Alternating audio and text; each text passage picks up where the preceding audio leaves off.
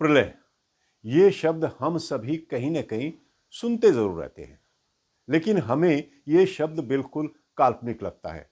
प्रलय का मतलब भी यही कहते हैं कि पूरी धरती जलमग्न हो जाएगी, यानी लगभग सब कुछ डूब जाएगा। आइए आज के इस एपिसोड में जानते हैं कि क्या वाकई प्रलय आएगी, कब आएगी, क्यों आएगी, और अगर आती है तो इससे बचने का उपाय क्या है। नमस्कार, मैं हूं गजेंद्र जगराम। जिन लोगों ने अभी तक चैनल को सब्सक्राइब नहीं किया है, सबसे पहले वे चैनल को सब्सक्राइब जरूर कर लें और अपनी अपनी अपनी सीट बेल्ट बांधकर बैठ जाइए कुर्सी पर। सबसे पहले तो ये जानते हैं कि प्रलय कैसे आएगी। जब प्रलय आएगी तो सारी दुनिया में महाप्रलयंकारी भूकंप के साथ इसकी शुरुआत होगी। इसके बाद शुद्धिकरण की प्रक्रिया पूरी होने तक, यानी अच्छे लोगों को सुरक्षित करने तक, एक के बाद एक प्राकृतिक आपदाएं यानी नेचुरल डिजास्टर्स आते रहेंगे। धरती के कई हिस्से जो आज जमीन है वे समुद्र बन जाएंगे। बड़े पैमाने पर आग लगने की घटनाएं होगी और जहां जहां परमाणु हथियार यानी न्यूक्लियर वेपन्स रखे हुए हैं, कोले बारूद रखे हुए हैं, वहां वहां भयंकर विस्फोट होंगे। इस कारण पृथ्वी को एक भयानक विनाश से गुजरना पड़ेगा। आपको मेरी बात शायद हजम ना हो, लेकिन खुर्शीद भावनगरी ने एक पुस्तक लिखी है, the laws of spirit world. दरअसल यह पुस्तक उन्होंने लिखी नहीं है, बल्कि उनसे लिखवाई गई है। इसे कुछ ऐसे समझिए कि इस ब्रह्मांड में कुछ ऐसी दैविक शक्तियां हैं जो इस धरती और इस पर रहने वाले मनुष्यों के कल्याण के लिए लगातार प्रयासरत हैं। और जब जब इस धरा पर नकारात्मक नेगेटिविटी यानी आसुरी ताकतें बहुत बढ़ जाती हैं, तो वे हर संभव प्रयास करती हैं कि इंसान अभी भी सुधर जाए और सन्मार्ग पर चलने लगे। उन्हीं की प्रेरणा से उन्होंने ये पुस्तक लिखी है, जिसमें उन्होंने ऐसी कई चीजों का खुलासा किया है। आप शायद ये बात जानते होंगे, लेकिन मैं फिर भी आपको ये बात याद दिलाना चाहता हूं कि भगवान ने मनुष्य को उसकी इच्छा से अच्छा या बुरा बनने की यानी कुछ भी चुनने की पूरी आजादी दी हुई है। इसी को मनुष्य की स्वतंत्र इच्छा कहा जाता है। लेकिन मनुष्य ये भूल जाता है कि उसे कितनी मुश्किल से ये मनुष्य जीवन मिला है, और ज्यादातर लोग गलत काम करने लगते हैं, क्योंकि अच्छा या बुरा कुछ भी चुनने का उन्हें पूरा अधिकार होता है। और मनुष्य के इन नकारात्मक कर्मों के कारण इस नकारात्मक ऊर्जा पैदा होने लगती है। जब दुनिया में ये नकारात्मक ऊर्जा यानी नेगेटिव एनर्जी एक हद से ज्यादा बढ़ जाती है, तो फिर प्रलय आती है, यानी सब कुछ तहस नहस हो जाता है। इसकी कुछ हद तक शुरुआत हो भी चुकी है। आपने नोटिस किया होगा कि पिछले कुछ ही सालों में करोड़ों लोगों की मौत हो चुकी है। भारत को छोड़कर लगभग पूरी दुनिया अशांत है।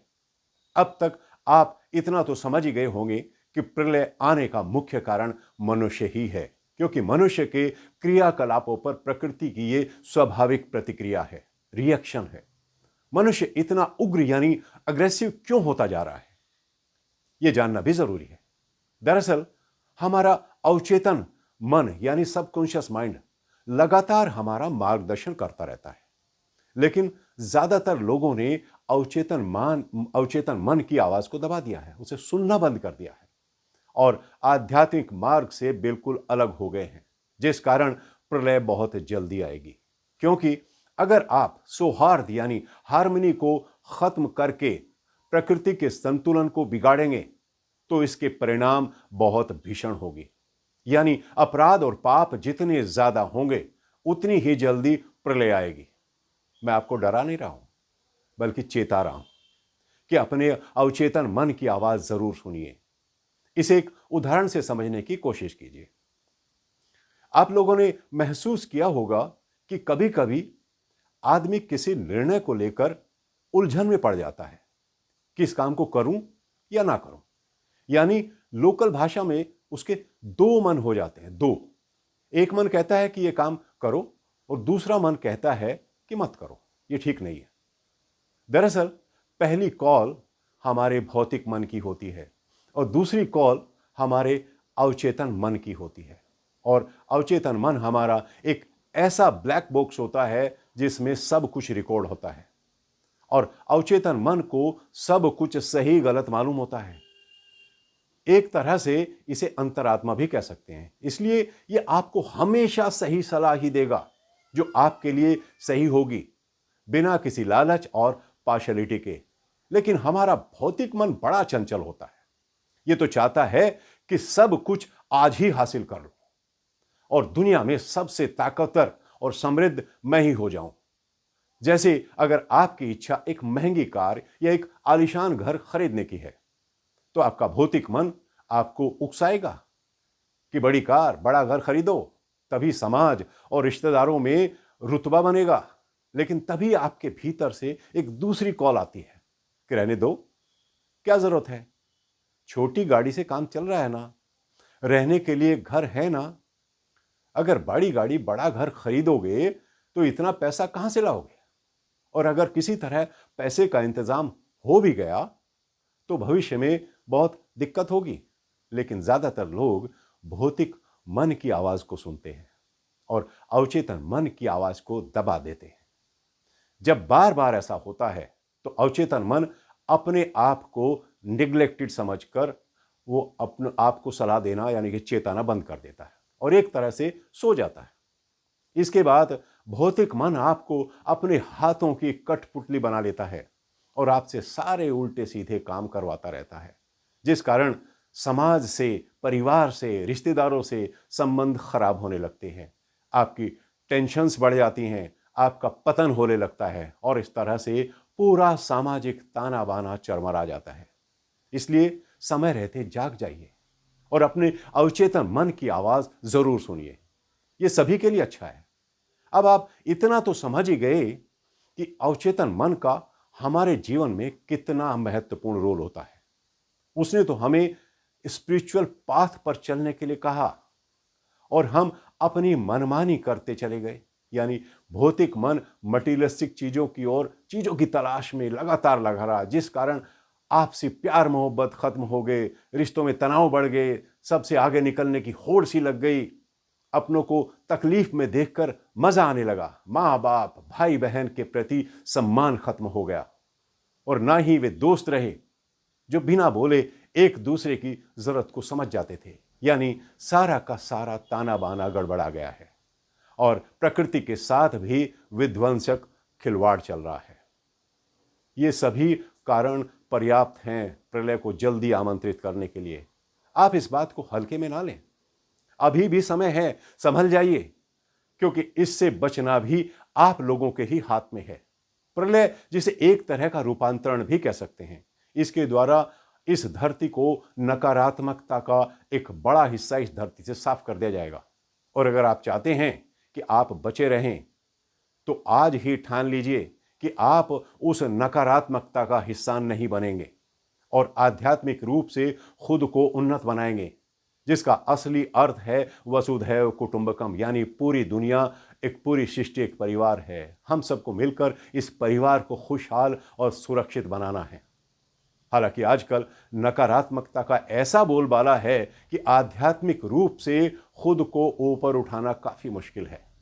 इसलिए जितनी जल्दी हो सके खुद को बदलने की कोशिश कीजिए और यह काम आपको बहुत जल्दी करना है, इससे पहले कि प्रलय आ जाए। अभी इसी समय से खुद को बदलना है, यही आपकी परीक्षा है और इसमें तमाम दैवीय शक्तियां भी हमारी मदद करना चाहती हैं। लेकिन हमें अपनी तरफ से पहल करते हुए उनका सहयोग करना पड़ेगा, क्योंकि अगर आप में बदलने की इच्छा ही नहीं है तो वे इसके लिए आपको मजबूर भी नहीं कर सकते। The ball is in your court. दरअसल जब आप दुनियादारी में बहुत ज्यादा उलझ जाते हैं तो आप ये भूल जाते हैं कि आप इस पृथ्वी पर आए किस लिए हैं। ये बात अच्छे से जान लो कि पृथ्वी पर जन्म का असली कारण भगवत प्राप्ति ही है। इसलिए आप जैसे जैसे अपना आध्यात्मिक विकास करते जाएंगे वैसे वैसे दुनियावी मोह माया से आपका लगाव कम होता चला जाएगा। इसके बाद आप अपने कर्तव्यों को अच्छे से निभा पाएंगे और इस धरती पर जन्म लेने का अपना उद्देश्य पूरा कर पाएंगे। यहां एक बात और अच्छे से समझ लीजिए, क्योंकि इस समय नकारात्मकता यानी नेगेटिविटी अपने चरम पर है। इसलिए इस माहौल में अगर आप निस्वार्थ भाव से भला काम करते हैं तो वो बहुत जल्दी आपको प्रगति की ओर ले जाएगा। वरना अगर आप बाद में कोई भला काम करोगे तो आपकी प्रगति उतनी तेजी से नहीं होगी, क्योंकि उस समय धरती के स्पंदन सकारात्मक यानी पॉजिटिव हो जाएंगे और आपका भगवत प्राप्ति का उद्देश्य पूरा नहीं हो पाएगा। इसलिए आपदा को भी सुअवसर बना लीजिए। दरअसल मनुष्य अपने ग्रह को नष्ट करने के बहुत करीब पहुंच चुका है और यही ये जमीन है, यही वो जीवन है जो उसे आश्रय देती है, उसे पृथ्वी उसको सहारा देती है। मनुष्य को प्रकृति के साथ पूरी एकता और सामंजस्य के साथ जीना सीखना होगा। इस तरह से सब कुछ आप पर निर्भर करता है। इसलिए आप अपने जीवन को सरल बनाएं और सच्चाई के रास्ते पर चलें। जाते जाते फिर रिमाइंड कराना चाहता हूं कि आपके लिए बचने का सिर्फ एक ही रास्ता है और वो ये कि अच्छाई के लिए खुद को बदलना और सच्ची राह पर चलना। अपने कमेंट्स लिखकर मुझे जरूर बताएं कि ये जानकारी सभी के लिए कितनी महत्वपूर्ण है। आज बस इतना ही। आप लोगों से फिर भेंट होगी। नमस्कार।